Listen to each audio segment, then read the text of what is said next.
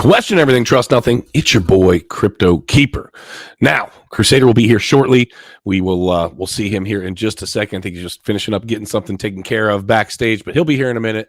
Smash those likes if you haven't already, fam. We appreciate you for being here. If you missed it yesterday, Trading Wars was a success. That's right. Day one, we lost Crypto Crow, but as a reminder, okay, Magic wasn't there yesterday. On Thursdays, we're going to be doing 1v1s for who normally it will be the audience saving. Since we had somebody down, we didn't give the opportunity for the audience to save anyone because Crow would be the person that would, fall into that category. So on Thursdays, we will be doing a 1v1. That is effectively the redemption bracket. So if you guys like that idea, smash those likes. If you don't like that idea, smash the like anyway because it's free and it's how you support the channel. So we appreciate that. We had about 400 people in here yesterday. Lots of fun. Alex O Crypto, shout out to Alex, was #1 on the boards yesterday. So yeah, it was really good to see him. It was his first time on the show and he absolutely killed it. So I was excited to see that. Just a reminder let me pull it up here.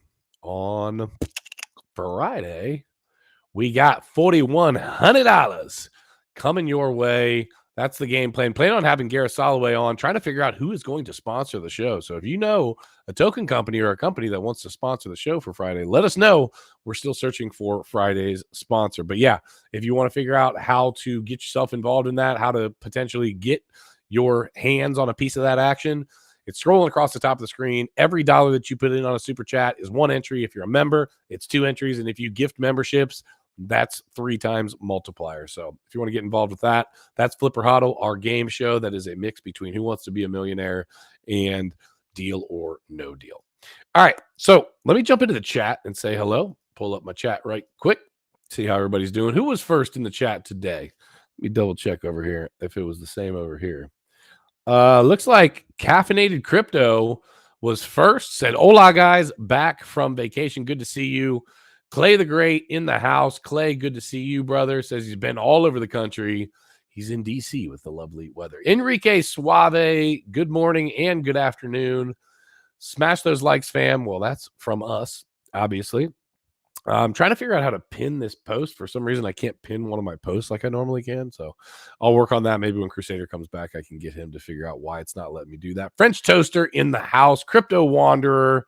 Mark Dutch says, evening from Dutchland, not confused with Deutschland. Dutchland. Green Day Profits in the house says, what's up, fam? Let's get it. Smash those likes on your way in and let's have a blast. Good to see you, Green Day Profits. I think that's, did I miss anybody? Oh, nope, missed one right here.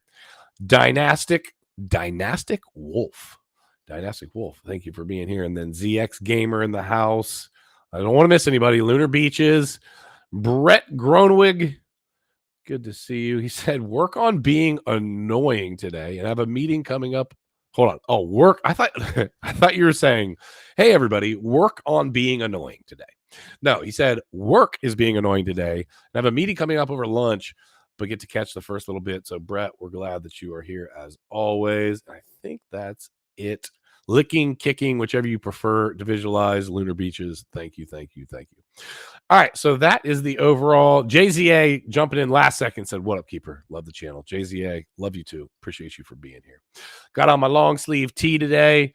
Sorry, I'm not, I'm fully clothed today. So for those of you that like it when I'm trying to show off my muscles that are slowly fading away since I have a broken rib and haven't been able to be in the gym, apologize. For those of you that hate it when I do that, well, you're welcome.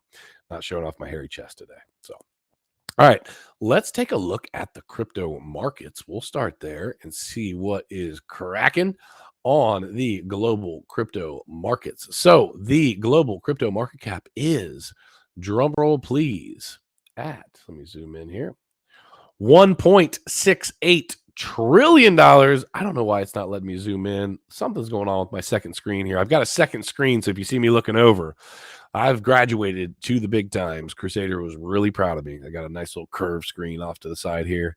So moving on up. 1.68 trillion with a T dollars. That's up 0.77%. What is going on here? Don't need all these freaking cookies. Bitcoin, 42,953, sitting pretty flat, down about 0.5%. ETH at 2558, up 0.38%, but up to almost 13% on the week. Glad to see that. We're going to talk about Tether today. USDT sitting just below $1. I'm sure that'll trickle right back up to $1 here in a second. BNB at $315, sitting flat. Solana sitting flat, under $100 at 96 cents. XRP fam, put them up. Crusader's not here to give me the wah in the chat or in the soundboard rather. XRP fam, we've got a big Ripple meeting today later on this afternoon. Actually, it might be around now because I think it was over in the EU. So that actually might be happening or just happened. I can double check on that, but we're going to talk a little bit about Ripple today. Rounding out the top 10, we've got Cardano, Avalanche, and Dogecoin. Yeah, that's the top 10 for you. Let me check. He's not here right now, but let me take a peek. Let's see where we're at. We've been checking on these two assets quite a bit because we like both of them. Let's see. Oh, Caspa Kings, 11 cents. Crusaders Kings are beating out my VeChain Vigilantes. My VeChain Vigilantes are basically flat, up almost 3% on the week, and Caspa is down 1% on the week. Guys, there's a lot of altcoin opportunities here. We're never here to give you financial advice, but I do want you to know the altcoin markets have been what has been producing massive gains. Now, that being said, if you are new to crypto, understand this. The altcoin markets will rip generally after Bitcoin and ETH, and then the money will flow back in. It's a cyclical thing that happens, or at least in the past, that's how crypto has always worked. So pay attention. If you know what that cycle looks like, you can almost time some of the pumps in the market. I do believe that this is going to be the last. I think this is going to be the last bull market that is going to offer you the opportunity to make millions of dollars off of potentially smaller bags. But you're going to have to do some research. You're going to have to check out some smaller altcoins. We've got a friend. I actually need to drop this link into down below the video. But our friend Forrest over at Sistine Research has got a fantastic thing going. So many people don't want to do their own research, don't know how to do their own research, and don't have time to do their own research. So I need to drop that. But we've got a code for that. But Sistine Research has got some wild stuff going on. They've been incredibly successful with calling out opportunities. It is going to take a lot for you to take, $1,000 and turn it into $1 million. Does it happen? Yes. Is it the norm? No. Is this going to be the last opportunity to do something crazy like that? I believe that it might be, with the exception of some one-offs, some meme coins that do something crazy that you got in on the first couple days, or whatever the case may be. I do think this is going to be the last time. But as I've been saying, and I will continue to say, this is going to be a bull run of utility. The assets that have utility are going to be the assets that are going to be used. They're going to be the assets that people realize have actual value and have a reason for existing. I think people, as they get farther and farther into the crypto space, are understanding, well, is this just a money grab, or is this actually something that's going to be used? And they're seeing the value in that asset and therefore willing to put capital into said asset. And so I'm paying attention very closely to the assets that are, changing lives, maybe changing the way business runs, really making a difference.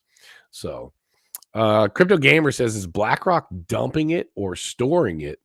We will, I'll touch on that in a few minutes. It's not that they're dumping it, Crypto Gamer. They have to hold. We're going to talk about this a little bit later. They have to hold the Bitcoin, but there's some opportunities for them to not necessarily just straight up hold the Bitcoin as advertised. It's actually one of the articles that we're going to get into later on in the stream. So stick around for that. JZA wants me to know what are your, or wants to ask, what are your thoughts on Cosmos? Let's take a look real quick. I'll do that. I'll jump in there. Let's take a look at Cosmos. Let's see where Cosmos is at on the board here. Cosmos. Where is Cosmos? There it is. Number 22. Okay. It might help if I shared my screen here. Number 22, Cosmos. Let's see what's going on with Cosmos. Cosmos is at $10.24, or $10.18 rather, sitting pretty flat. Always like to take a look. What were all-time highs at Cosmos? $43.61. That was the all-time. Maybe there might have been a little bit higher high here. Yeah, maybe $44.28. So about a 4.4x from where we're at right now.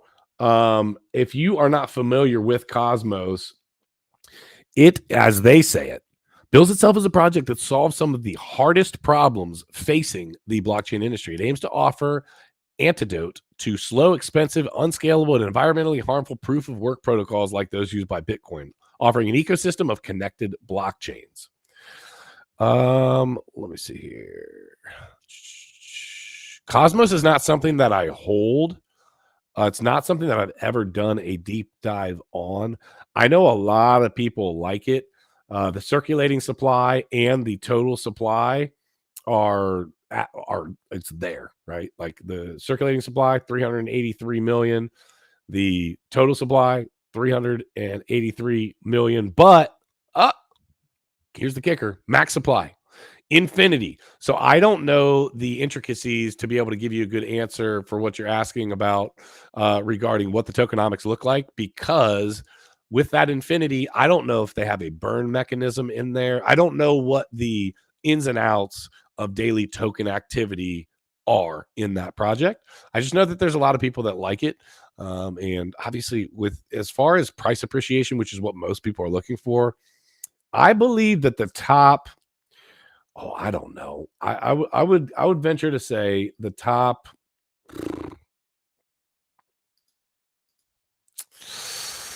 50 anyway in the current market are set up to do some X's. Okay. There's going to be the one-offs, the two-offs where just randomly something doesn't perform. But there's also going to be some stuff in the top 50 that's going to absolutely explode. The thing is that we need to understand right now is that we've never seen the markets in this condition, and we've never seen it with the spot ETF. And so we saw the spot ETF dump prices. Okay, fine. But what does it do for the overall crypto markets for TradFi, for traditional investors to be involved in the crypto space?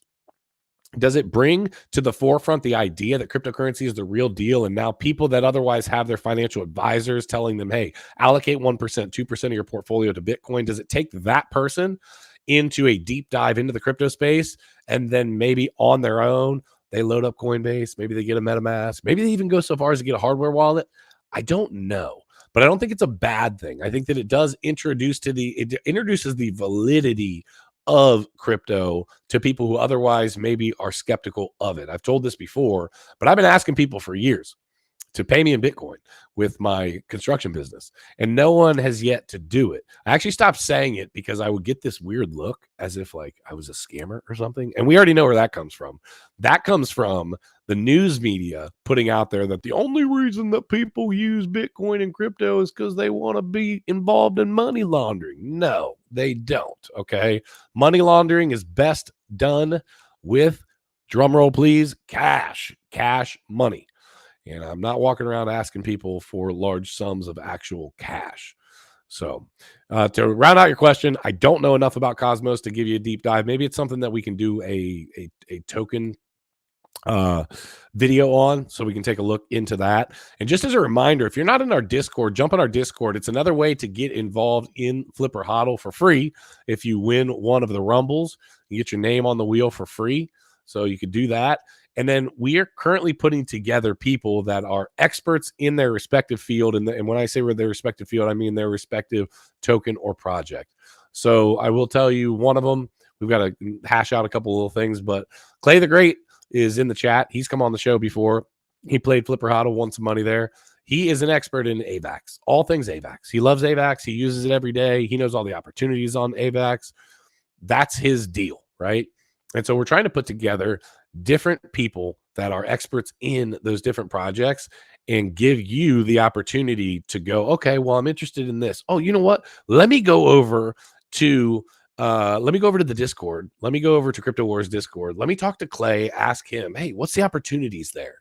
What things do I need to be watching out for? How do I operate this decentralized exchange here? I've never used this one. Whatever the case may be, we can only do so much, myself and Crusader. Whereas if we can use the community, and I don't mean use the community. You know what I mean? Be involved with the community the same way that you guys are involved always with us. We want to give back to the entire community, but have the community be a part of things. So I'm excited about that. Sorry, I needed a drink. So yeah, a lot going on all over the place and just continuing to try to grow. So if you're not following us on Twitter also, or the X platform rather, make sure to follow us there. It is at CryptoWars OG. If you're not already following us there, make sure to do that. That's where you're going to get a bunch of live updates, obviously in the Discord as well, but the live updates you'll see on the X platform on a daily basis. So Kagar said, need a VeChain expert. Well, I don't like to call myself an expert, but VeChain is something that I am versed in and very much am familiar with. So we can talk some more about VeChain. VeChain is going to be one of those that I believe in a bad market as far as price appreciation, a 10x. I'll be disappointed if we do less than a 10x in VeChain. Crusader, good to see you, good friend. ¿Qué volón, Teodoro? Nada. We were just kind of talking through. I was looking over the markets. I didn't know if you were planning on running any TA, but I was just jumping in the chat. A couple people about. Yeah, I got TA. You got some TA to show us. I know you made a profitable trade on. Was it? You had a nice trade last night, right? Yeah, on Sui. I shorted Sui yesterday from $1.37 down to about $1.30. You want me to pull that up yet or no? Yeah, you can go ahead. Okay. You shorted Sui from what? $1 what? Yeah, from $1.37. I'll show you guys here. Green Day Prophet said utilize. That sounds better. Yes, utilize the community. Yes. Yeah, I heard your speech. I was like, great speech. Didn't mean we're gonna use the community. We're gonna use every one of you, daggone it. I'm gonna be cracking whips in the Discord as indentured servitude. You guys are gonna like it. But no. So closed P&L. I jumped in on a trade yesterday at $1.37. I shorted a 10x on Sui with about $500. So 50% of my stack here, and I came out. My exit price was a 130. My initial exit price was over 127. But I went out a little early, and I made $274 for my first trade on Levex. So, liking it. It's looking pretty good so far. What made you? What were you looking at on that trade in particular? Was there anything in particular that stood out to you as to why you were looking at that particular trade? Was it heavily overbought? Like, what were you looking at? I'll tell you right now. I'll show you the chart for Sui here that I have. Give me a second here, Sui. Where are you at, Sui? There you are. There you are. Okay. Yeah. So basically, on the daily, right, a big time frame here, you can see we wigged all the way up to $1.44. Let me open up my ChartPrime. And shoot, it was just green candle after green candle after green candle. Yeah, it's been doing nothing but pumping hard for the last week or two. We got a red dot now, but we're about to get the red dot. The VWAP was coming down. The momentum was coming down. The overbought will signal, and just hitting that red bar up here on the ChartPrime. I was like, dude, we're gonna have to have some pullback unless this thing is going to continue defying the markets. And I just took a bet, right? I took a bet that I said, hey, at 137 right here, I think we're gonna see a rejection. And I was underwater for a little bit. I tried to pump, as you guys can see, this little wick all the way up to 140, 139. And then my target was 127, 126 this purple line here, which also matches up with the value area high for the month range. I was like, we're gonna have to retest this. We've been nothing but blasting off, and we did exactly that. We came all the way down here, even though I took profits a little earlier at 130, all the way up here. I would have made a lot more money, but my initial target was down here, and I hit that target perfectly. Huh. So that was what I was looking at. Almost as if you're learning something. Yeah, I know, right? It's almost as if I actually knew something. But for Bitcoin, it's real simple. We had this range here for December, right? This whole monthly range. We broke out of it at the beginning of this month of January. Right? This is the monthly developing range. We've had some massive swings all the way up to 48, 49 above the monthly range. We've obviously wicked all the way back down into that. We've lost the point of control, and we even lost the value area low for the January developing range, which put us back into the range for December. And we've pretty much effectively fully rotated the previous month range of December all the way down to the value area low. This is where we got that little bounce of 41.7 from the other day. and now we're fighting to get back into the value area low, which is this 43,355 bucks, give or take. As you can see, we've wicked at it once again today on the daily. We need to get above this 43,370 to get back into the monthly range for January and start to move back up. But obviously, we also have this PIV here, which has been massive resistance and hasn't been held too much of support when we needed it the most. But those are the levels. 43.6 is going to be a pain. Then we got the point of control for the range at 44. But this is the value. This is the area we're looking for right now. 43,370. We need to get back above that to start moving back up in this range. If not, it could get ugly. We could get rejected here. We could go back to the value area low of December, which is 41. And if we lose that, then we're going to fill in that CME gap that's down here at the 40,000 to 39. Because we'll have a break in market structure for what we've been consolidating up here. We would make a new low. So that's no bueno for Bitcoin. Brett, jump in to LevX. Use our link. The trading competitions right now. What better way? You don't have to start off with a large amount of capital. They're matching your capital up to a 5K bonus. So they're matching that as long as you do like 5 times the trading volume, which literally entering and exiting a position is. So if you enter a $2,000 position with leverage and exit a $2,000 position, that's 4,000 of your money. So effectively what I'm saying is it should be very easy to 5X what you put in there. It'll be really simple. You probably do within one trade, maybe 2. So yeah, use our link if you want to get trading. And again, be careful, use good risk management. Don't be stupid. Understand that if you're leverage trading, understand how much leverage you're putting in, understand what the risks are, know how to put in stop losses and take profits. There's a lot going on. Just make sure that you understand that before. Hey, KLM says I think KLM was slamming us the other day too, but I always love somebody that's willing to put it out there like that. Dig your content, but you guys look like undercover cops or maybe DEA. Just busting balls here. This guy is. I mean, don't tell too many people. Gets along with everybody, wants to be everybody's friend. That's cop behavior right there. It works. I'm the opposite. I don't like talking to nobody. It's good cop, bad cop here. That's right. Good cop, bad cop. We play good cop, bad cop on a regular basis. I'm like, hey man, let's figure out doing it this way. And then he's like, no, Obama, we're not going to do it that way. We're going to handle it this way. I think we should do this. Set it on fire. Crypto Radar said, every time I see this live, we're dropping. I use it as a short-term reversal. Shout out for you guys. Great content. Keep it moving. Appreciate it, Crypto Radar. Hopefully money off our show. That's right. If you're making money off of our show, I don't care how that's happening.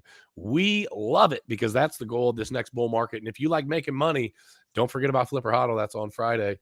I know you guys hear us say it a lot, but the ultimate, the reality is this. We are able to, and we got some people working in the background on some sponsorship stuff. We're able to give away thousands and thousands and thousands of dollars via some of these sponsorships that we're getting. And I don't know, the risk reward is pretty damn good. So, and it's a way you can support the stream. So drop those super chats. We'll 2X or 3X them, whether you're a member or whether you're gifting, What's going on in the Xverse, Crusader? Yeah, let me pull that up here real quick. So we've actually... Fam, if you haven't already, make sure to smash the like. Turn on the bell notifications to make sure that you know that we are live when we are. Because once in a while, we feel that YouTube maybe isn't showing you exactly what they should be, which is Crypto Wars content, baby. So that's right. Make sure to check it out. We don't buy views or subs here, so we don't get all the attention that some other channels get that kind of explosive growth. That's right. Really explosive. Yeah. So this is an account that I've been following for a little bit, CC15 Capital. So shout out to them. They actually post a lot of on-chain stuff and a lot of like deep dives on the blockchain. So basically, he's tracking the Bitcoin holdings of the 11 spot Bitcoin ETFs, and Fidelity is now holding 9,750 Bitcoin. Van Eyck, like neck. That's what it is. Now at 1,867 Bitcoin, and the top 10, the other 10, excluding GBTC, which we'll be talking about here in a little bit, which is the Grayscale one, bought 34,589 Bitcoin so far, which is a ton, right? So the all 10 of them, excluding GBTC, are holding over 34,000 Bitcoin, which is a ton of Bitcoin amount compared to the amount that's being produced. right, from the miners and being put onto the market, and the outflows coming from these exchanges. So when this halving happens, this significance of accumulation of Bitcoin is going to be even more. It's going to be felt even more throughout the markets. So this is something that we should be looking at. Like I said, I think, I had a thought that we're going to have this blast off moment for Bitcoin, and I think for the ETF thing, and I think it's turning more into like the halving delayed effect. As they accumulate more Bitcoin slowly, the price is probably going to start feeling it a lot more later down the line. I don't know. We're gonna actually one of the articles that we're gonna pull later kind of analyzes what the implications of the ETF could be, because there's some bad stuff that can come along with it as well. So we'll dive into that. Yeah, talking about bad stuff, right? Grayscale, huge proponent of the ETF, moved 9,000 Bitcoin. Is that it? From their wallets to Coinbase. So they sent it to Coinbase, which is $385 million. And if they're sending it to Coinbase, that means they're probably trying to sell, right? Maybe. We can speculate on that when we pull that article. Let's talk about that when we pull that article, because we definitely are going to talk about that. I don't know that that's exactly what's happening, but we can speculate that on that. Another thing here, as well, from Bitcoin News, saying the volatility is expected to increase as the flows coming in and out of exchanges have reached levels not seen since the peak of the last bull market. So let's zoom in a little bit more here. The exchange volume momentum. As we can see, the exchange volume is this pink line, and the gray line is what? That's the price of Bitcoin, I'm assuming. Yep. And then the blue line is the exchange flow volume from 365 days ago at 2.19 billion, and right now we are at 4.07 billion. So it is massively larger than what we've seen before ever. Only 183 days trading have recorded a larger 30-day exchange flow than we've seen in the history of Bitcoin volume for exchanges. So that's gonna be changing up the game. This is the thing about things are changing in the market, even though we always try to say, everybody says it's different this time, and it doesn't change. I do think that we are going to see changes happening here in crypto, because just now that the institutions are fully in, there's no way that doesn't change things. Oh yeah, it changes things for sure. Another thing I want to show on Bitcoin. Sorry about that. Yeah, you're good. Good. It's actually on the chart as well, but it's a different chart here. Let me pull it up. And as you can see, let me open up my SMAs right here, jump up to the weekly, and let's take a look here. So Bitcoin SMA, right, has usually tended to give us the signals for the bull market and the bear market. Usually when Bitcoin's price is above the 50 SMA, which is this yellow line, the 200 is this purple line, we are in a bull run, right? As you guys can clearly see here, we have a massive run up. We tested it, we bounced off again, had a second peak. Once we broke below it, it was bear market nonstop. For the first time ever in the history of Bitcoin, this last bear market in 2022, we actually went below the 200 EMA, which is also signifying, not only is this the first time that Bitcoin ever drops below the 200 EMA, or not the EMA, the SMA. It also signifies how strong this bear market was, and it also means that it was one of the longest bear markets we've ever had. It was like over 700 something days. Bitcoin, since March of 2023, was able to break its price above the 50 and above the 200, and it has been kind of slowly grinding above this 200 and staying above the 50. And now, finally, on the weekly, we are getting a golden cross, right? A bullish crossover from the smaller time frame, which is the 50 SMA, over the 200. And as you can see in the past, whenever Bitcoin's been above the 50 and the 50's been above the 200, we're technically in a bull market, right? So we're seeing Bitcoin above the 50. The 50 is about to cross the 200. And if we continue this momentum, it's bull market season for Bitcoin's price. And this is one of the signals for that. So something to definitely be looking forward, see how the retest happens. At some point, the price is going to retest the SMA. Are we going to have one of these, right, where we had a rally here above the 50? Back in 2019, we went up to about $14,000 for Bitcoin. Everybody was like, bull market is on. And then we retested it. We kind of just nothing burger. Everything came back down. And then this is the fog around the world crash right here. and bam, then we had the actual run. Are we going to have something like that? Are we going to have a black swan event that pushes us down the SMA? I don't know. I think the bull market is on, in my opinion, and until we have some other confirmation whether the price drops below the 50 or the 50 gets negated here and drops below the 200, I think it's bull market time. And do you think that that's going to be a quick transition, or do you think we're going to kind of slowly slide in? Well, that's to the this, weekly, so you it's know what I mean? definitely Like, what are you a thinking? slower. It's a more macro level, so it's definitely slower because that's the weekly time frame. That's not the daily or anything, so it's definitely a slow progress in. But the price of Bitcoin has been obviously showing what it's been doing in the past. It's been separating itself from the 50 and trying to go for that big run as the 50 tries to catch up with the price. And at some point, the price has to come down and retest that 50. So when that will happen, we don't know, but we'll see. All right. We will find out. I do want to touch on a question real quick. Enrique Suave said, how does dumping futures contracts for spot positions lower the price? Enrique, I can't give you the full-on technical answer here, but it's actually usually the other way around. So you have to start with the spot price to come up with what your futures contract is going to look like. So the bigger answer there is the spot price, and the spot holdings are going to greatly affect your futures positions depending on where the price is. I don't know, in terms of dumping actual positions to get in. But I understand what he's asking too, right? Because in 2017, when the CME futures was finally listed, that was the peak of the market, and the market dumped, right? It was the buy the rumor, sell the news. And there is some level of, like, obviously they can dump the price, right? They can start shorting the market without ever having to touch Bitcoin physically. So it adds extra selling pressure, negative sentiment on the market. Like, oh man, why are these people so bearish?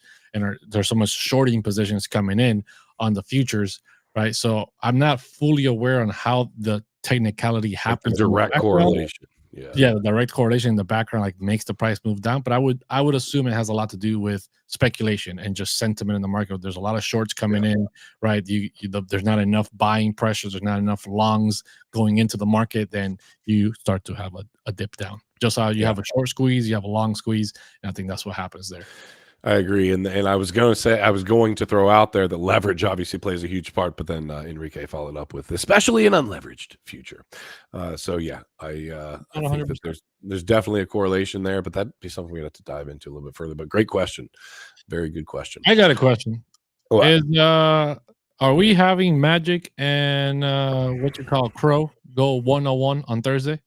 So I talked to Magic yesterday, and the narrative that was pitched to me was that crazy storms, electric was in and out, just stuff going on in Kansas. And I'm saying it that way just because I want to give Magic a hard time for missing a stream yesterday. We love Magic, and he's been a longtime supporter and been on the show a lot. So he's a friend of ours. I'm just busting his balls. But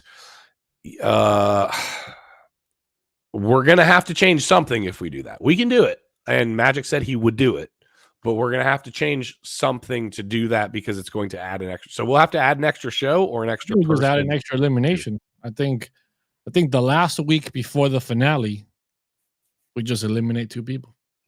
Or we just have, I don't know. Let's work. Let's talk. We have an extra 1v1. I was gonna say we have an extra 1v1, or we definitely can make it happen. So I think that we should do that. So plan on that for Thursday. Seeing Magic versus Crow on a 1v1 for Trading Wars, and those Thursdays will be the redemption. Yeah, will be the redemption bracket, and somebody's going to be able to make it through the redemption bracket, or even if they don't make it, maybe they make it all the way close to the end, and then they lose, and then. Okay, they win their last, basically one person is going to come out of the redemption bracket and be in the final 3 for the end of Trading Wars. So if you guys aren't watching that, it is on Mondays at 1:30 p.m. Eastern Standard Time. Yesterday went off really well. I shouted out Alex O earlier today. I think I saw him in the chat for a minute, but he killed it yesterday. Did a really good job. CryptoFace and his brother ended up, I think, a little bit positive or right close to positive. There was a number of people that were close to, and actually, let me take a peek. The last that I saw, Evan was a little bit positive. Alex O was obviously positive. I think AJ was positive. Jenna X was close to positive, if not positive, right? Not the last I saw. She was like 50 something bucks off. I don't know if that changed at the end, but then Face and his brother were like $6 away from being positive. So actually, overall, considering how the markets were yesterday, everybody did pretty well. So let us know in the chat. Did you guys Crux of Crypto? Does this show start daily at 1:30? Yes, we've changed the show a couple times, but yes, 1:30 p.m. Shoot, I was just starting to say that To let us know. You're asking the chat. Oh yeah. Let us know if you guys like the hot seat and the wheel and how you guys thought I about think the that. hot seat needs to be more violent. I think You the think hot it needs seat to be is more more violent? Yep. I mean, just because nobody got a 40x position yesterday, Yep. what you think it needs to be a bigger ding than 2%? Only one person got it yesterday. It needs to be a bigger ding, or it needs to there needs to be a requirement for how minimum the money they throw in there. So like We can talk about that for sure. 50% of their bag or something. Yeah. Something hefty. Something where they really feel the pain. Yeah, we can talk about that for sure. Yeah, we can talk about it. Hey, I just want to tell everybody we've only got 63 names total. I'm talking about total on the wheel right now. So assuming that we grab a sponsor for Friday and there's $4,100 on the line, I'm just throwing out there. This might be a good time to get in those super chats. I'm just throwing it out there. I know we're always talking about that, but it is a way you can support the show. And if you want to win, some big money, Gareth is supposed to be coming on this week. So, all right, let's dive into the news. Let's see what's cracking. So one of the things that we pay attention to always is stablecoins, and more stablecoins. But there's always been this, Crusader, before I pull this article, there's always been kind of this fog around Tether. Can you tell people that are newer to the markets that maybe are just coming in, why has there always been this question mark, this kind of shady gray area around Tether? Because they're a direct threat to the Federal Reserve, right? Because they're technically the Federal Reserve of crypto, right? They have their own printing press, right? They just mint. They say it's backed by something. And then people don't trust the fact that it's backed by something. They do a suspicious audit and then they come out clean, but they're still somehow not happy that they came out clean and still suspect once again. And the FUD around, is Tether solvent or not? Is Tether not being backed by anything? Is the whole thread that people stick to that, hey, if they're not, then somehow there's a big scandal about it. At some point, that could be the thread that like completely unwinds the crypto markets, and Bitcoin and everything will dump and crash hard after that. And they like to speculate on that to create FUD and FOMO or whatever. But in the long term of things, I think XRP is into a lot more sketchy stuff, and people are still big fans. And no matter how much FUD they've talked about USDT, they've never caught them doing anything. So ain't no evidence. So innocent until proven guilty. Yeah, I'm gonna pull that up. It's more like the military though in crypto, where you are guilty until you prove yourself innocent. I have stood before an NJP, a non-judicial punishment, and I promise you are guilty until you prove yourself innocent. I like this comment though. Enrique Suave said, "In the hot seat, they have to outperform Nancy Pelosi." Well, nobody is going to win the hot seat if that is the case. That is for daggone sure. Nancy Pelosi is the world's greatest trader. The world's greatest. All right, so let's look at this. So speaking of Tether, okay, let's see here. The CEO, Cantor Fitzgerald, CEO, says Tether has the billions of dollars in reserves it claims. Howard Lutnick, chairman, CEO, and the majority owner of financial services giant. Excuse me, I looked over. There we go. Cantor Fitzgerald, there you go. Howard Lutnick, chairman, CEO, and the majority owner of financial services giant Cantor Fitzgerald, said Tether USDT has the funds it claims after examining portions of the stablecoin's issuer balance sheet as a custodian. I manage many, many of their assets, Lutnick said in an interview today with Bloomberg Television. From what we've seen, and we did a lot of work, they have the money. Tether declared that it had about $86 billion worth of assets as of September, to back about $83 billion worth of USDT stablecoin in its latest attestation report published in October, Lutnick noted. He said, I've seen a whole lot, and the firm has seen a whole lot, and they have the money, he said. And so there's always been a lot of talk. Do they have it or not? So I'm here with you guys saying we've seen it, and they have it. So if they have the money and their attestation report shows it, their books show it, are we still going to continue to see time and time again the FUD around the stable coins? Is it going to just continue until the CBDCs come out? Here's the thing that's interesting about this, though, The to me. CBDCs are here, bro. It's USDC. They can freeze your funds. They're literally interconnected with every single blockchain. They're on everywhere, and wherever you go, see the USDC is there. Is the CBDC? So 100%. I think that they're not going to go that route just because they're a private company, though they might be able to use that as like a a layer of protection to say, hey, we're not using our own reserves here. I'm not saying that they ever have to come out and publicly make it public known, like, hey, this is the CBDC of the United States. They're just gonna do it without telling you. It's happening right now, and everybody's like, yeah, I love stable coins. Yeah. Well, the interesting thing to me is that they're pushing for like, do you have the backing? Do you have the backing? Guess what the backing is? It's either treasury, it's a combination of treasury notes and actual physical cash, actual money, actual dollars, right?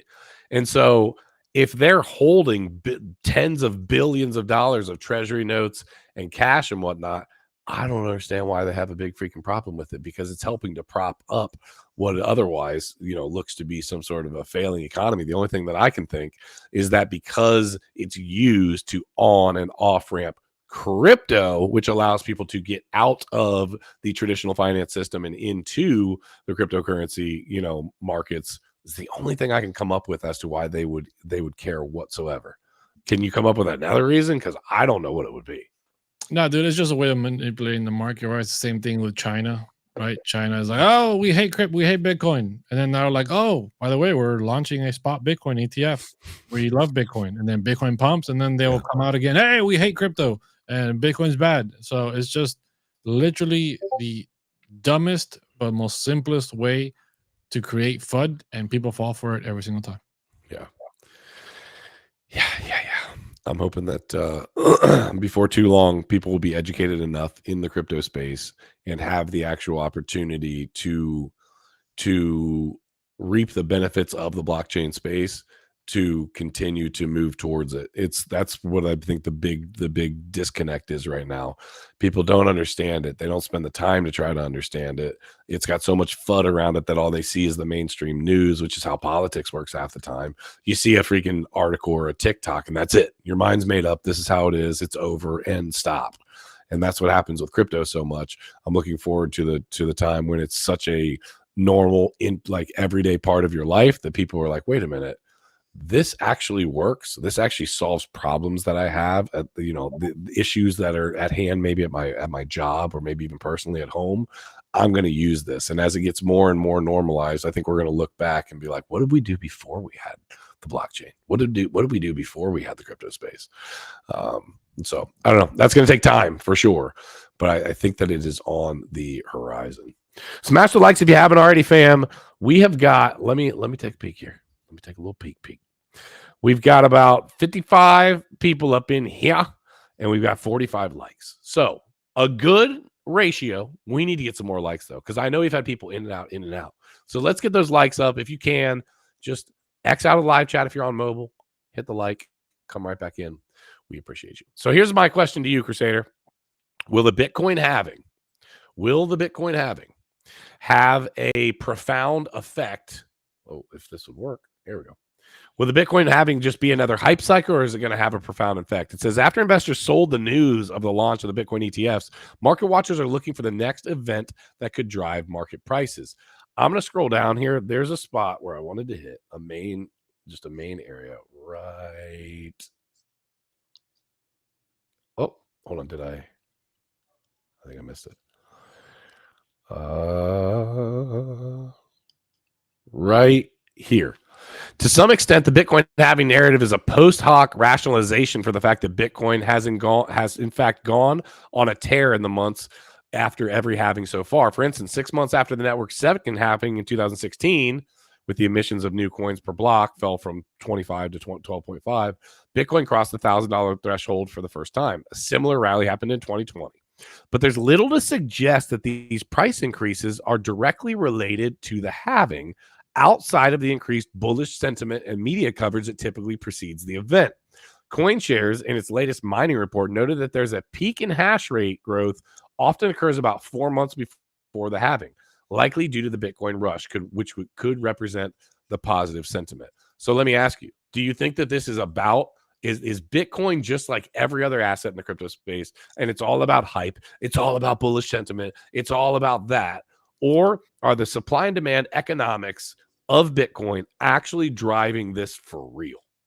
It's just straight up what Bitcoin's programmed to do, right? Bitcoin doesn't need FOMO or hype like the altcoins do, right? Altcoins have to create airdrop seasons and reasons and incentives to hold a crypto, and you got to stake that crypto, and then you're going to get airdropped thousands of dollars, and then you're going to use that to go buy some other altcoin, and this altcoin got partnered with some Fugazi company, and they're doing this and they're doing that, and all these altcoins require hype to survive and to continuously be pumped up, right, and keep going. It's just like the meme coins, right, but just at a smaller scale. And Bitcoin doesn't need that. Bitcoin has built-in tokenomics, built-in just economic structure where it's, hey, every 4 years we cut the supply. If the demand stays the same or grows, the price will increase. Supply and demand basics 101, right? And now we see the ETFs coming in. We see traditional markets coming in. They're accumulating more Bitcoin. MicroStrategy's accumulating more Bitcoin. And many other places and countries and institutions are accumulating Bitcoin. And there's going to be less Bitcoin being produced in about 90 days, 60 days or something like that, Something in like that. April. So in about 90 days or so, there's going to be less Bitcoin being produced. The demand, I would say, has increased than what it was last bull cycle. So therefore, the price of Bitcoin is going to move up. It doesn't need FOMO, doesn't need hype, it doesn't need articles written about it. It just is what it is. And the speculation on Bitcoin is just a cherry on top. It works how it's supposed to work, and it's going to continue to do that the long term. Here's the real question, though. I know this is the part that you're going to be excited for, Crusader. So Bitcoin's doing its thing. It's going to continue to do its thing.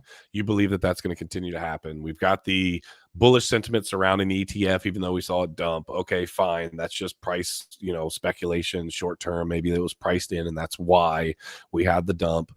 We see the price rise as part of the Bitcoin halving. This either is or isn't the last true 4-year cycle, whatever. But XRP, that's what we need to talk about, because that's where these markets rely on. XRP, baby. So XRP, all right, let's pull this up here. Oh, whoops, I hit the wrong button there. There we go. XRP price prediction amid Ripple's potential ties with the U.S. government. Ripple has been in a legal battle with the United States SEC for years, accused of selling unregistered securities in the form of XRP tokens. Despite the court declaring that the tokens are not securities, the case is ongoing with potential appeal. In an unexpected turn, Ripple has shared its possible status as a federal contractor or subcontractor. This revelation surfaced in a job opening where the company required applicants to fill out voluntary self-identification of disability form as mandated by law. In this context, a federal contractor or subcontractor is an entity entering into a contractual agreement with any U.S. government department or agency. Interestingly, the ongoing Ripple case provides insight into the government's perspective on cryptocurrencies through the SEC. The disclosure of Ripple's federal contractor or subcontractor status adds a surprising element to the situation. It's worth noting that Ripple has previously collaborated with governments worldwide, employing its core technology to facilitate payments and implement central bank digital currencies. Crusader, you've talked about this time and time and time again. So I'm going to give you the opportunity to do it yet again. Is the price appreciation of Ripple going to be directly tied? I did a video on this that actually did pretty well. Do you believe that the ultimate move for Ripple for price appreciation, because you've talked about, hey, yeah, I can see people making some money on it. There's so many people are so dedicated to it. Whether you like it or not, you realize the ability for price appreciation.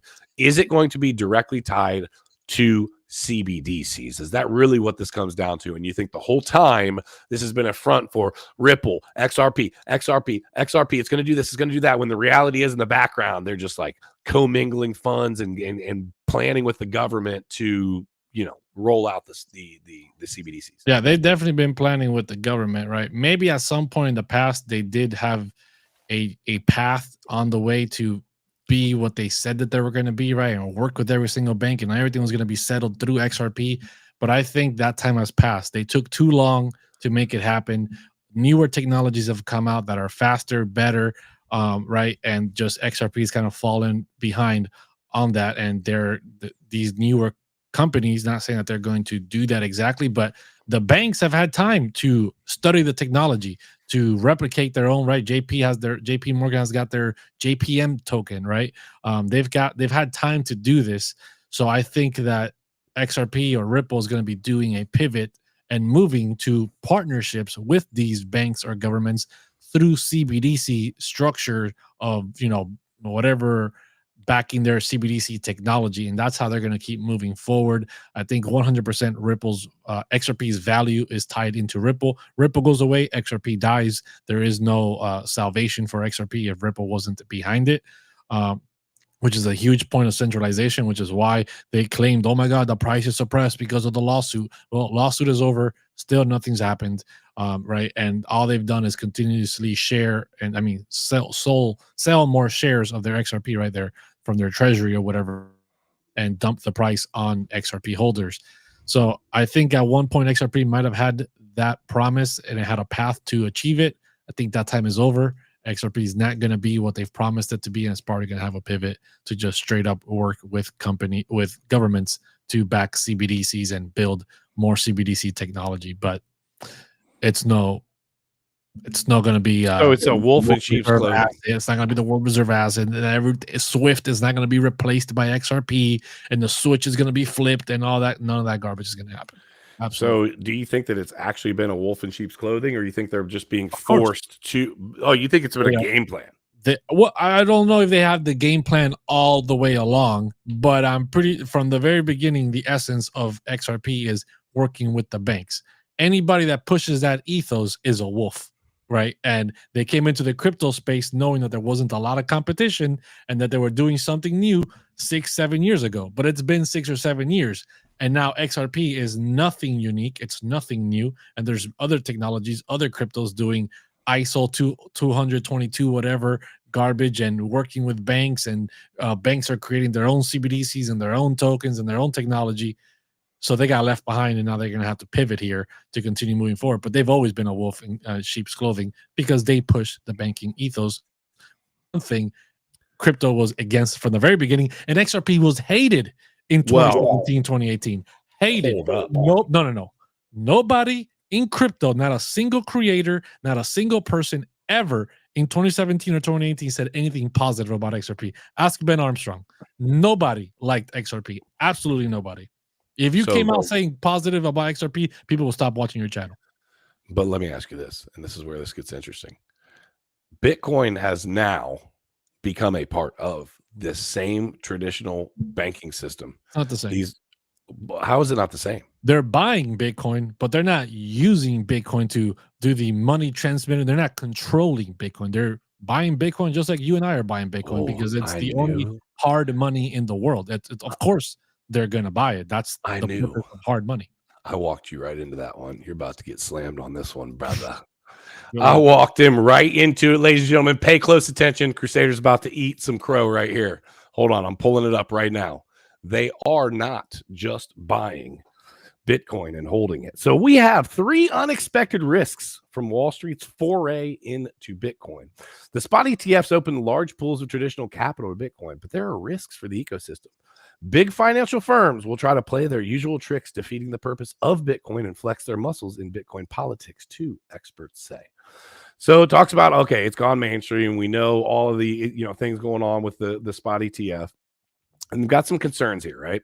Most obvious concern is noticed by many prominent crypto individuals is that all Bitcoin backing the ETF shares will be held by only a handful of assigned custodians. Many of the issuers listed Coinbase as their custodian, with the exception of Van Eck, who chooses Gemini, Fidelity, and its own custody product. Jameson Loop, co-founder and CTO of Bitcoin custody firm Casa, points out in such a situation, the custodian becomes a single point of failure, and there are relatively few doors that would need to be knocked upon by government agencies if they wanted to seize the Bitcoin. Okay, fine. They talk about how they don't think that that's such a big deal, but here's what, that's probably not a realistic thing to happen. But check this out. The ETFs are a double-edged sword for the Bitcoin ecosystem, says Caitlin Long, founder of CEO Custodia. The big drawback is that the new forms of leverage-based financialization of Bitcoin will happen. The SEC did the right thing by prohibiting custodians from lending the Bitcoin that backs the ETF units, but there will be commingling, collateral substitution, and leverage on the layer above that. So, dude, all I'm saying is the same people that are working with Ripple, these banking, these massive giants, this BlackRock, Grayscale, JP Morgan, all these massive banks are going to now take Bitcoin, put it on their balance sheet, and they're going to leverage it. It literally says farther down in this stream, I canceled it out, but it says, since you can't verify, oh, you got it right here. Since you can't verify a company's balance sheet, you can't be sure that your IOU is redeemable for the asset that it represents. Because it was talking about how the Bitcoin-based securities will essentially create Bitcoin IOUs right here. It says, this means that with the ETFs, instead of actual Bitcoin stored in a hardware and software wallets, people will own something that represents the value of Bitcoin, but has none of its essential properties like decentralization, permissionless nature, and visibility on a public ledger. Bro, listen, I'm just busting your balls here. I do see the difference between XRP and Bitcoin, obviously. But I do want to say, I do think that these institutions, I've talked about them, messing with the price and playing games and big boy and big girl games and doing all of that. But at the point that they are able to actually not just straight up hold, and they're able to hold these IOUs and then use them to back other things, and then ultimately they're not actually holding the Bitcoin, but they're holding something that has the value, maybe even above and beyond the Bitcoin, so we can just buy it back later, or blah. Get the hell out of here, dude. That was not the deal. That's not what this is here for. And I think that they're going to take their opportunity if they get it to do exactly that. And it concerns me. That's part of the thing that I'm concerned about with the big institutions. Like, we think it's a great thing now for price appreciation. But if we have the single point of failure, if we have all of these different massive institutions being able to manipulate, what's that? What's the single point of failure? Coinbase? Do you think Coinbase is not in with the US government? They for sure are. How are they a single point of failure? The government comes and seizes their Bitcoin? Yeah, that's being custodied by Coinbase. Sure. How is that a problem for us? Well, it's not going to be a problem for us because we're not going to be buying the freaking ETF. So how is that a problem for Bitcoin? I'm talking about for all the traditional, all of traditional finance. Listen, I don't think that they're going to come seize it. But what I'm saying is, if they have that central point, Coinbase gets on board with whatever fugazi they want to put out there. These governments are doing absolute chaos in these markets. If they try to go after Bitcoin, no. Are they going to be able to actually shut down Bitcoin? No, they're not. But are they going to be able to attack it in a way that they otherwise wouldn't been able to before? Sure, 100%. You mean through FUD? Sure, of course. It'd be a new form of FUD. It'd be a new way for them to steal Bitcoin from. It'd be a new way for them to steal Bitcoin from everyone as well. And then they're going to eventually have to sell it to somebody. What's that? Coinbase? They're going to sell it back to Coinbase at some point. Well, I'm not saying what they are going to do. If they do that and they seize it, who are they going to sell it to? Then they can't sell it to nobody. What if they're just trying to absolutely take it off? Then you're saying it's going to lower the supply. It's another Genesis wallet. Another few million gone in the supply. Oh what a terrible thing. What I'm saying is, I think that they're going to be able to. I think that they're going to be able to continue to manipulate these markets more and more and more, and have more control of the. You can't tell me that if tomorrow they came out and said, "Ha ha, gotcha," guess what? all of that money that just flooded into the ETFs, the government actually holds now, because whatever the end stop, they say whatever. You can't tell me that wouldn't absolutely crash the price of Bitcoin. The reaction to Bitcoin's price doesn't affect Bitcoin. It's just people as far as it actually operating the way that it operates. Yeah, it doesn't affect Bitcoin anyway. Bitcoin is still going to be Bitcoin.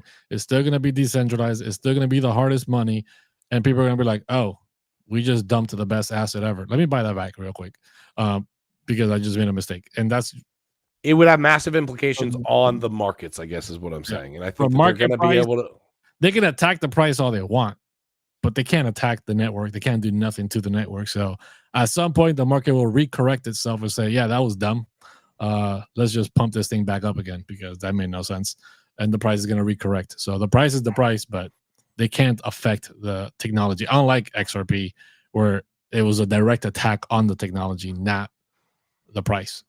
But is it a direct attack on the technology, or the technology, which is the CBDCs, which are going to and are actively happening right now, are going to be there anyway?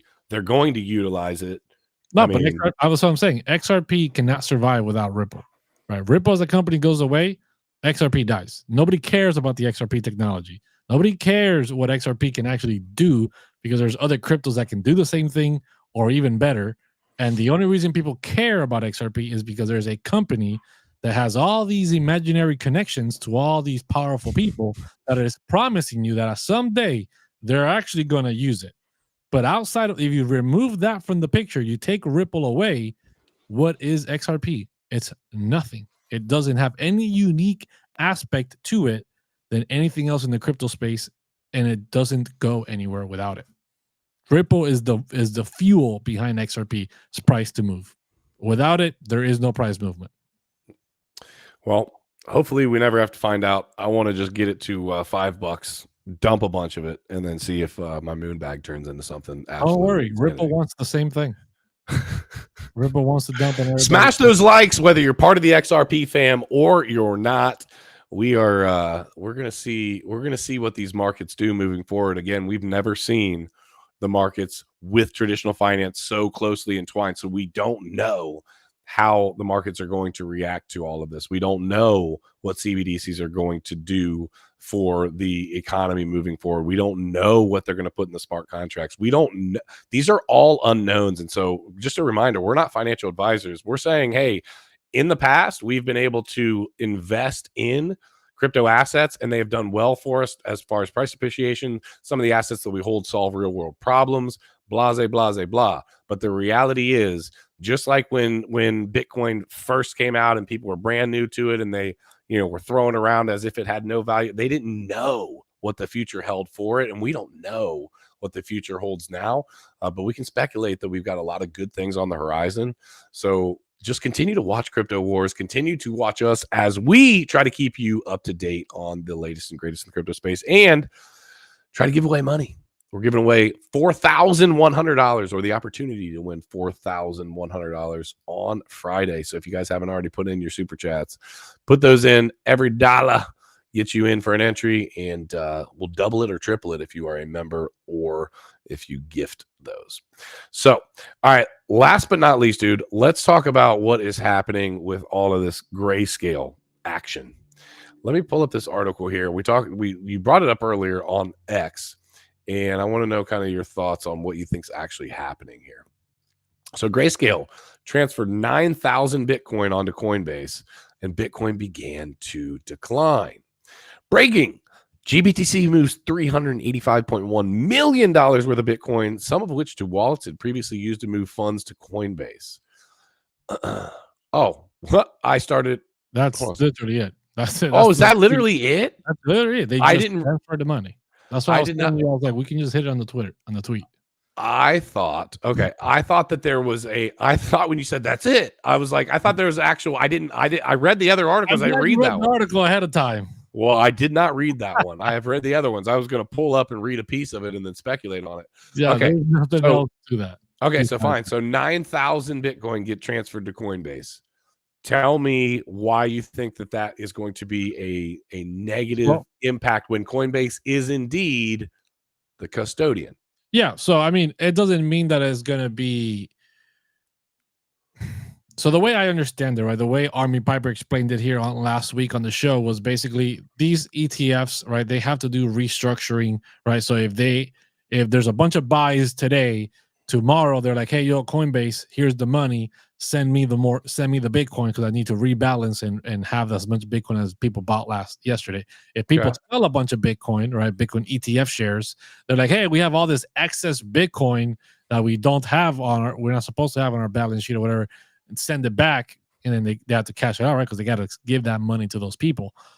So that being said, I think that's from my understanding, that's what's happening there, right? If people sold Bitcoin from the Grayscale Trust and they were selling $9,000 worth of Bitcoin, they had to transfer that to Coinbase. Coinbase has to give them the cash money, and then they can rebalance their books on that. Right, Grayscale's been around a lot longer than every single other ETF, right? They had their discount, they had their big discount where people were buying shares of the GBTC Mm-hmm. stock or whatever, but at trust at a massive At a discount. discount. Bitcoin's price actually was. So I'm assuming now that Bunch of discount profit is taking. gone, they're taking a bunch of profits, right? They're taking a bunch of profits because that discount is gone. Bitcoin has pumped massively since then, and I think that's what's been causing some of the price fluctuations here to the downside for Bitcoin. Is maybe a lot of those people in GBTC held a ton, right, at a massive discount, and now they're at a massive profit, and there's no reason for them not to take profits. Yeah, And and the other part is we're talking about traditional finance here. So a 10%, 12%, 15%, 20% move is a big move and a huge opportunity. These are people that are accustomed to seeing, hey, I was able to, especially on larger numbers, when you're talking millions of dollars, I was able to earn 3% in 3 weeks on this. And when it's a large amount of money, they're taking profits, and then they're going to look for their next opportunity. In, out, in, out. So that very well might be what's happening here. I think the interesting thing is at the point where you get enough of us type of people where, and I know this is a problem already, where it's people that are holding on hardware wallets, continuing to stack, continuing to bring it in, and we ain't selling it. We ain't trying to, we're waiting, and It's the waiting. hardest asset, right? It's the hardest money to exist. It might not be at $1 million like everybody wants it to be right now, right? People are not becoming millionaires right now overnight with it on like some meme coin or some other BS shit coin out there. But at some point, right, when a few years, maybe a decade or two happen, and Bitcoin ever does overtake gold's price, and people that accumulated a few Bitcoin, right, they're gonna be like, wow, they're so lucky, bro. They held like they bought like 2 Bitcoin at like $50,000, or they bought 2 Bitcoin at 10,000 and they held it. And then, like 10 years later, it was at like $500,000 each, and they made $1 million off just holding this stupid little thing. They got so lucky. And it's not luck, it's just realizing what it is you're holding and just being patient enough to hold it and see the rewards eventually come around. And when the whole world sees the value of Bitcoin for what it really is, then it's too late. Because then you're at the You're holding Satoshis. yeah, you're Most holding people. Satoshis. The Bitcoin has overtaken gold, and you're like, oh man, how did I not know this was happening 10 years ago? Where was I? Same Yeah. thing we ask ourselves in 2013, 2014, Where was I? 2015, right? Where was I? What was I doing? How did I not hear about this? Right? It was different because a lot less knowledge and information was being shared back then about this.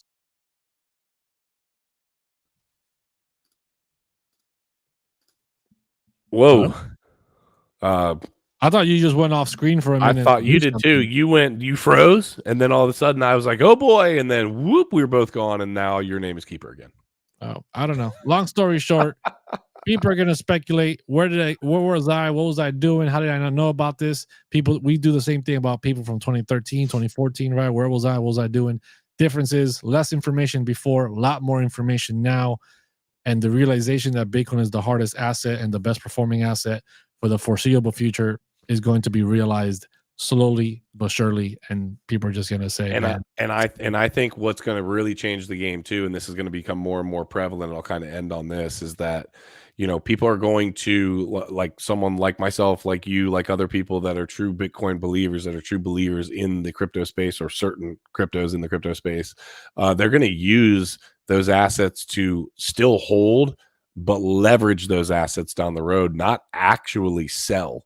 If I can take a loan against my Bitcoin at a low interest rate, that the price appreciation is going to outperform it, or maybe even if it's not going to outperform it, and I just want to be able to go liquid with some of my Bitcoin, and I'm willing to take a small hit, but don't want to sell my Bitcoin, I can do that. And as the world realizes what you're saying, the true value, that's going to become commonplace. Right now, there are, we heard at one of the, just like all those institutions you were talking about a little while ago, how dangerous it was that they were going to over collateralize themselves. well, bro, we've seen them do that time. Because they don't want to sell their Bitcoin because they know what they're holding, right? But hold on a second. Those are the same ones that have been screwing people left, right, and sideways. This is not me and you. This is a different ball game. Different ball game. They're not screwing anybody. They're screwing themselves if they ruin their own asset. What else are they going to hold if not Bitcoin? As the dollar and the world economic situation just gets worse. Well, they continue to buy up all of the freaking real estate, which is held true for, which is garbage. Right, which is actually believe that real estate is a garbage asset to hold. 100% garbage. You're worried about Bitcoin being seized. Property gets seized like this instantaneously. That property is not BlackRock's. That property is U.S. government property. They come in, boom. That farm is gone. That river is theirs. That water is nobody's. Nobody owns property. Only the government owns property, and they lend it to you for a indentured servitude for the rest of your life, right? That's what it is. Because once you're gone, now when your inheritance take it, hey, taxes. You're getting taxed on that property. But wait a minute, my dad bought this and owned it for 50 years. Why am I paying that? Guess what? Because it's not yours.